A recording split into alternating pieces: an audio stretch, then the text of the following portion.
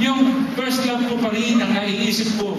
Gumugulo sa heart kahit wala na yung relationship. Totoo yan. Totoo yan, totoo yan. Sino rito yung nagkaroon ng first love na hindi mo na siya ngayon karelasyon? Na-break na yung relationship niyo yung first love. Lagi mo kasi maiisip. Meron ako naman nakakausap na matatanda pa sa akin. Lagi nilang naiisip pa rin. Natural sa alaala na yung unang pag-ibig na hindi nangyari. Natural yun. Kasi yun ang first experience of a loving relationship na hindi madaling mabura sa isipan ng tao. And enjoy that. Hayaan mo lang siya. Hindi problema yun.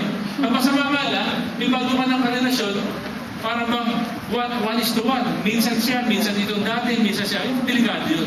Pero yung every now and then mo lang naalala, okay pa yun. Hindi po ba normal kapag hindi minsan, kapag kahit minsan hindi ka na pa nagkaroon ng BL? Ilang taon na ito? Kaya nagdinyo, normal pa yun. Normal pa yun. Ang masama yun, 41 ayos ka na, napakaganda mo pa, wala ka pa naging boyfriend, mahirap naman yun. Okay? O, last